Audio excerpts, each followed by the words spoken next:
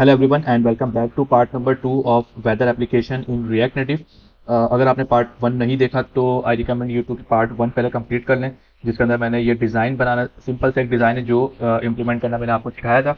और ये उसका पार्ट 2 है जिसका अंदर हम कुछ स्ट्रक्चर बेस्ड कुछ काम करेंगे। थोड़ा बहुत मैं आपको स्ट्रक्चर सिखाऊंगा कि किस तरह से चीज़ों को थोड़ा सा अलग सेपरेट किया जाता है एज अ कंपोनेंट्स। और जब भी हम एडिट टेक्स्ट के अंदर कोई वैल्यू लिखते हैं, कोई भी सिटी का नाम हम लिखेंगे तो कुछ डिले सेकंड्स के बाद हम वेदर एपीआई यूज करेंगे और वेदर फैच करके यहाँ पे हम शो करेंगे। तो सबसे पहले हमें करना ये है कि यहाँ पे हम एक फोल्डर बनाएंगे जिसका नाम हम रखेंगे कंपोनेंट, और इसके अंदर एक फाइल बनाएंगे जिसका नाम हम रखेंगे image.tsx। और image.tsx के अंदर हम जो चीज़ रखेंगे ना, अपनी ये वाली इमेज को हम करेंगे यहाँ से कट, और इसको यहाँ से कट करने के बाद हम सबसे नीचे यहाँ पर आएंगे, यहाँ पे बनाएंगे फंक्शन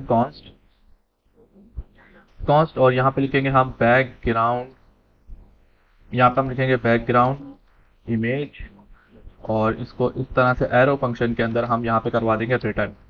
और इसको रिटर्न कराने के बाद ये हमसे रिक्वायर करेगा इमेज, और इमेज के लिए हम क्या करेंगे, अपना हमने इमेज यहाँ पे कहाँ से गेट किया हुआ, रिएक्ट नेटिव से गेट किया होगा। हमें ये भी चाहिए होगा डायमेंशन, तो हम डायमेंशन भी यहाँ से उठा लेते हैं, और डायमेंशन भी हमें रिएक्ट नेटिव से फिर रिक्वायर होगा। तो इम्पोर्ट डायमेंशन और इम्पोर्ट डायमेंशन, और यहाँ पे हम लिखेंगे इमेज, और यहाँ पे हम लगाएंगे करली ब्रैकेट क्लोज, और यहाँ पे हम लिखेंगे फ्रॉम रिएक्ट नेटिव। ठीक है, ये हमारा पार्ट कंप्लीट हो गया। अब हमें चाहिए स्टाइल्स। स्टाइल्स के लिए हम क्या करेंगे, स्टाइल्स के लिए हम नीचे आएंगे, ये वाली लाइन कॉपी करेंगे और इसके नीचे यहाँ पर आके इसको यहाँ से हमने किया कंप्लीट। कैसे, इसको करेंगे करली ब्रैकेट, लगाएंगे राउंड ब्रैकेट, और इसके अंदर हम जाएंगे सबसे पहले कहाँ पर, इमेज के अंदर, और इसको यहाँ से करेंगे कट, सॉरी डिक्शनरी मेरी ओपन होगा, यहाँ से इसको करेंगे कट इमेज को, और यहाँ पर आके हम इमेज को पेस्ट कर देंगे। और जस्ट कुछ नहीं, और हम यहाँ पर जाएंगे स्टाइल शीट। स्टाइल शीट हमारी कहाँ से आती है, स्टाइल शीट हमारी आती है वो भी रिएक्ट नेटिव से, तो इसको भी यहाँ से करेंगे कॉपी, और इसको उठा के हम डाल देंगे यहाँ पे स्टाइल शीट। ठीक है जी, और यहाँ पे हम आके लिखेंगे एक्सपोर्ट, और यहाँ पे लिखेंगे डिफॉल्ट, और डिफॉल्ट के आगे हम क्या लिखेंगे, बैकग्राउंड इमेज। ठीक है जी, इसको कर दिया हमने कंट्रोल सेव। अब हमें ये चाहिए बैकग्राउंड इमेज। ये बैकग्राउंड इमेज हम कैसे इंपोर्ट करेंगे, यहाँ पे हम लिखेंगे इंपोर्ट, और यहाँ पे हम लिखेंगे यहाँ पे हम लिखेंगे बैकग्राउंड, यहाँ पे हम लिखेंगे background image from where, from slash component slash image. तो ये आ गई हमारी बैकग्राउंड इमेज। और अब हम यहाँ पे इसको क्या करेंगे, यहाँ पे हम लिखेंगे बैकग्राउंड, यहाँ पे हम लिखेंगे किस तरह से बैकग्राउंड इमेज, और इसको कर देंगे बंद। और अब हम अपनी एंड्रॉइड एप्लीकेशन को दोबारा से रन करते हैं। एक बार रन होने के बाद हम देखते हैं कि हमारे पास क्या इमेज आती है। अच्छा, अभी देखें एरर आएगा, एक एरर बड़ा मज़ेदार आएगा। यहाँ पर इमेज हमारी चल रही थी, और इसको जब हमने एक्सपोर्ट किया तो वहाँ पर इमेज हमारी नहीं चलेगी, और यहाँ पर आएगा एक एरर। और उस एरर का मतलब ये है कि हमने जो इमेज उठा कर डाली है ना, पहले हमारी मेन फोल्डर के अंदर ये फाइल थी app.tsx, और जो कंपोनेंट्स है ना वो हमारे एक फोल्डर के अंदर चला गया, और इमेज एक सेपरेट फोल्डर के अंदर है। तो यहाँ पे हमें पहले इस फोल्डर से बाहर निकलना पड़ेगा, और फिर हमें इमेज का फोल्डर पाथ मिलेगा। तो अब हम इसको करेंगे एक बार दोबारा से रन। ओके, तो अगेन हमने रन किया और इमेज हमारी आ गई। ये चीज़ याद रखिएगा। तो इस तरह से जब भी हम पाथ देते हैं किसी भी इमेज का, तो याद रखिएगा कि अगर मेन फोल्डर से देंगे किसी फोल्डर का पाथ तो सिंगल डॉट, वरना फिर उतने डॉट्स आपको लगा के उस फोल्डर से बाहर निकल के मेन फोल्डर में जाना होगा। मैंने आपको सिखा दिया एक कंपोनेंट्स को बाहर निकालना। आप चाहें तो इस टेक्स्ट को बाहर निकाल सकते हैं, आप चाहें तो इस टेक्स्ट इनपुट को भी बाहर निकाल सकते हैं, और चाहें तो स्टाइल शीट को पूरी एक अलग करके सेपरेट स्टाइल शीट बना सकते हैं। तो वो चीज़ आप खुद से एक्सप्लोर करिएगा। अगर कोई मसला आता है तो आप मुझे कमेंट सेक्शन में भी पूछिएगा। अब हमें क्या करना है, टेक्स्ट इनपुट के अंदर जब हमने टेक्स्ट लिखना है, तो यहाँ पे मसला ये कि जब भी हम कोई टेक्स्ट लिखेंगे, यहाँ पे फॉरन पूरा का पूरा लिखा हुआ आएगा। कराची मैंने लिखा, पूरा कराची आ गया। मुंबई लिखूंगा, पूरा मुंबई लिखा हुआ आएगा। लेकिन इतनी बार हम एपीआई हिट तो नहीं कर सकते। हमें एपीआई हिट करनी है सिर्फ कोई मुंबई लिखे, कराची लिखे, हैदराबाद लिखे, तो सिर्फ एक इंस्टेंस के ऊपर हमें एपीआई हिट करनी है। तो उसके लिए हमें क्या काम करना होगा, सबसे पहले हम बनाएंगे एक स्टेट, यूज स्टेट। तो सबसे पहले हमने यहाँ पे क्या किया, यहाँ पे हमने लिया इनपुट टेक्स्ट, और यहाँ पे लिया इनपुट सेट इनपुट टेक्स्ट, और इस यूज इंपोर्ट को हम और यहाँ पे हम यूज स्टेट को कराएंगे यहाँ पे क्विक फिक्स करके अपडेट फ्रॉम टीएफ। ठीक है, ये स्टेट क्या करता है, स्टेट मैंने आपको अपनी प्लेलिस्ट में बताया हुआ है कि जब भी हमें कोई स्टेट बेस काम करना है, जब भी हम कोई काम करते हैं ना यहाँ पे, तो स्टेट मेंटेन नहीं होती हमारी, रेंडर होता है बार बार। तो कोई भी वेरिएबल, कोई भी टेक्स्ट हमारा जीरो हो जाता है वापस से। तो यहाँ पे हम सेट करवाएंगे, जैसे ही हम सेट करवाएंगे तो जहाँ पे भी इनपुट टेक्स्ट हम यूज़ करेंगे तो वो चीज़ हमें वापस से मिल जाएगी।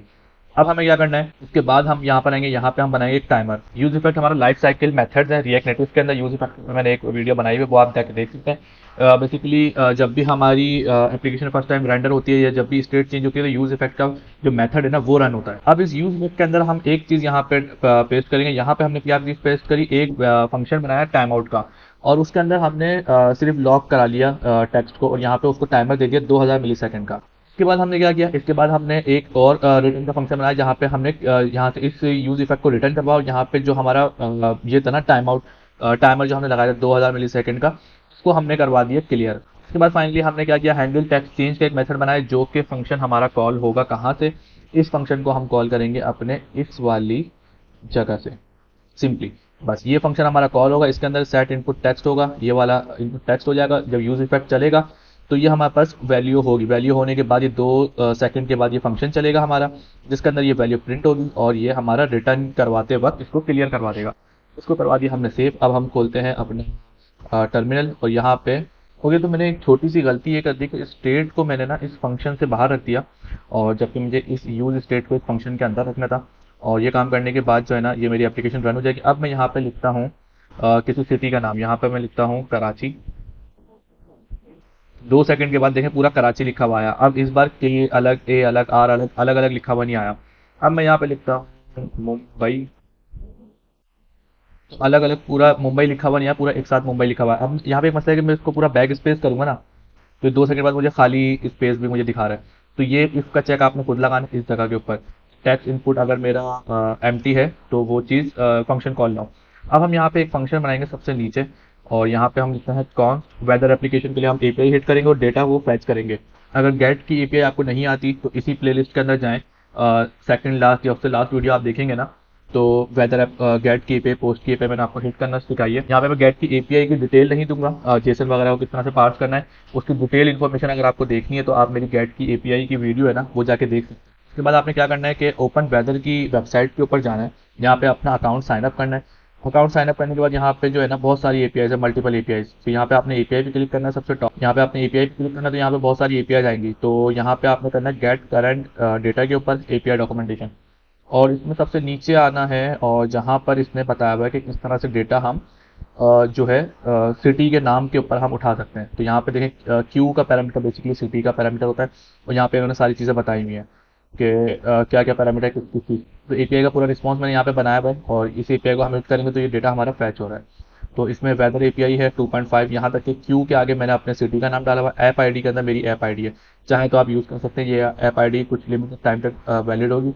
इसके आगे यूनिट दिया हुआ मैट्रिक, अगर मैं मैट्रिक हटा दूंगा ना तो ये सेल्सियस में डेटा उठाएगा बाय डिफॉल्ट। तो यूआरएल को मैंने पूरा उठा लिया यहाँ पे, और मैं यहाँ पे लिखता हूँ कॉन्स्ट यूआरएल इक्वल टू, और ये पूरा क्यों नहीं कॉपी होगा, पूरा कॉपी किया और यहाँ पे मैंने डाल दिया। ठीक है जी। और यहाँ पे अभी देखें सिटी का नाम जो है ना हार्ड कोडेड है कराची। तो ये सिटी का डेटा आपने कहाँ से फैच करना है, यहाँ पे आप वेरिएबल इनपुट पैरामीटर से डेटा लेंगे, और यहाँ पे आप स्ट्रिंग इंटरपोलेशन करके यहाँ पे सिटी का नाम देंगे, जो कि इस मेथड से आप रिटर्न करवाएंगे जब आप लॉक करवा रहे थे ना इस जगह पे। तो यहाँ पे आप लिखे गेट फैच डेटा, और यहाँ पे आप जो भी टैक्स इनपुट आ रहा होगा ना आपका, वो टैक्स इनपुट आपने यहाँ पे पास कराना है। सॉरी ये वाला नहीं, आपने इनपुट टैक्स ये वाला, और यहाँ पे आपने जाना है, यहाँ पे आपने लिखना है, यहाँ पे आपने लिखना है इस तरह से इनपुट टैक्स, और इस इनपुट टैक्स को आपने यहाँ पे स्ट्रिंग इंटरपोलेशन करनी है। वो किस तरह से करेंगे, यहाँ से ये चीज़ हटाएंगे और यहाँ से ये चीज़ आएगी, और इस जगह पे कराची की जगह पे आपने क्या करना है, डॉलर और ब्रैकेट, और यहाँ पे करना है इनपुट टैक्स। अब ये आपका काम हो गया डायनेमिक। जो भी आप सिटी का नाम देंगे वो सिटी का नाम के ऊपर वो एपीआई हिट होगी।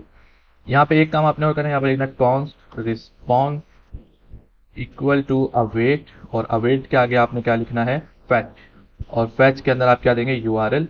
ये मैंने अवेट क्यों लिखा है ये आपको पता चलेगा कहाँ से, जब आप मेरी गेट एपीआई वाली जो वीडियो है ना वो देखेंगे।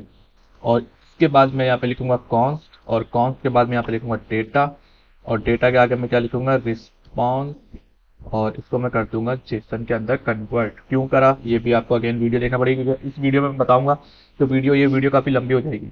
और यहाँ पे अब मैं क्या करता हूँ, console डॉट लॉग, और यहाँ पे अब मेरे पास जो डेटा आ रहा है ना, मैं यहाँ पे अगर डेटा देखूँ अपना पूरा, तो यहाँ पे मेन, और मेन के अंदर टेम्परेचर, ये टेम्परेचर मुझे चाहिए।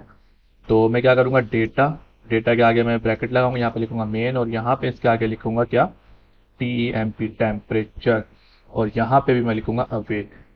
तो ये मेरा एरर गॉन हो गया। अब मैंने खोला अपना टर्मिनल, और जो है भाई मैं यहाँ पे लिखता हूँ कराची। तो ये कराची का मेरे पास टेम्परेचर आ गया 24.9। अब मैं कराची को यहाँ से हटाता हूँ, यहाँ पे लिखता हूँ मुंबई। तो मेरे पास मुंबई का डेटा आ गया 26.99। और अब मैं लिखता हूँ लंदन। तो ये मेरे पास लंदन का टेम्परेचर आ गया। अब यहाँ पे एक चीज़ बची है, जो भी टेम्परेचर आ रहा है ना वो आपने यहाँ पे टेक्स्ट वैल्यू के अंदर सेट करवाना है। ठीक है, तो इतना काम होने के बाद हमारे पास यहाँ पे जो डेटा है ना, अब वहाँ पर लॉग्स के अंदर डेटा आ रहा है किसका, वेदर का। और यहाँ पे हमने 2 सेकंड बाद एक काम आपने करना है क्या, इसी तरह से एक स्टेट बनाएंगे, सही है, जिसके अंदर टेम्परेचर का डेटा होगा। चलो मैं यहाँ पे आपको बना के दिखा देता हूँ। यहाँ पे आप बनाएंगे टेम्परेचर टेक्स्ट और यहाँ पे इसको हम कर देंगे क्या, सेट टेम्परेचर टेक्स्ट। और इस टेम्परेचर को, ये मेरी स्पेलिंग गलत है, ये स्पेलिंग आप से सही कर लिएगा, क्योंकि अभी मसला ये है कि मैं इसको सही नहीं कर सकता। यहाँ पे मैंने टेम्परेचर टेक्स्ट लिख दिया यहाँ पे। और जब मेरे पास डेटा आ रहा है ना, और इस फंक्शन को ना मुझे यहाँ से उठाना पड़ेगा, कंट्रोल एक्स करना पड़ेगा, और इस फंक्शन को मुझे कहाँ डालना पड़ेगा, इस रिटर्न से ऊपर। और इस रिटर्न से ऊपर डालने के बाद मुझे यहाँ पे क्या करना पड़ेगा, सेट। और ये टेम्परेचर टेक्स्ट जो है ना, ये स्पेलिंग गलत है, आप सही कर लिएगा। और इसके अंदर मुझे यहाँ पे ये वाला डेटा जो है ना, ये इसको सेव करवाना पड़ेगा। और इससे होगा कि ये जो इस वाला जो मेरा टेम्परेचर टेक्स्ट है ना, इसके अंदर मेरे पास वैल्यू आ जाएगी। और इसके अंदर वैल्यू आएगी तो मैंने इसको यहाँ पे सेव कर, ये मेरा डेटा यहाँ पे सेट हो गया। और मैंने इसको यहाँ पे करली ब्रैकेट के अंदर आपने यहाँ पे टेम्परेचर टेक्स्ट लिखना है, कंट्रोल एस किया तो ऑलरेडी यहाँ पे 24.9 आ गया। अब मैं इसको यहाँ से हटाता हूँ, जीरो करूँगा तो यहाँ पे खाली हो जाना चाहिए। ठीक है, अब वो एपीआई मेरी फेल हो गई। यहाँ पे मैं लिखता हूँ मुंबई। तो ये मुंबई का टेम्परेचर मेरे पास यहाँ पे आना शुरू हो गया। अब मैं यहाँ पे इसको हटा के यहाँ पे लिखता हूँ लंदन। तो लंदन का टेम्परेचर मेरे पास यहाँ पे आ गया। तो इस तरह से वेदर एप्लीकेशन आपकी रेडी हो सकती है। रिएक्ट नेटिव के अंदर क्या क्या चीज़ें एसेंशियल्स थी वो मैंने सारी आपको बता दी। डेफिनेटली ये प्रोजेक्ट कोई बेहतर प्रोजेक्ट या कोई बड़ा वास्ट प्रोजेक्ट नहीं है। इसके अंदर कुछ बेसिक चीज़ें थी वो मैंने आपको सिखाई, स्ट्रक्चर कैसे बनता है, इमेज कैसे लगती है, स्टाइलिंग कैसे होती है, अलग से कंपोनेंट के अंदर डालकर यहाँ पर किस तरह से लगाया जाता है, इनपुट टेक्स्ट को डिले के अंदर किस तरह से काम किया जाता है, वेदर एप्लीकेशन वेदर एपीआई का डेटा कहाँ से फैच किया जाता है और किस तरह से डेटा निकाला जाता है और उसको यहाँ पे शो किया जाता है। So alright, that's it for this video, for this 2 part of video. ये 2 पार्ट में थी, पार्ट 1 पार्ट 2 आप दोनों देखिएगा, तो आपकी कोई ना कोई लर्निंग इसके अंदर होगी। और किसी भी किस्म की कोई डिफिकल्टी हो, कोई प्रॉब्लम हो तो आप मुझे कमेंट सेक्शन के अंदर जरूर बता सकते हैं।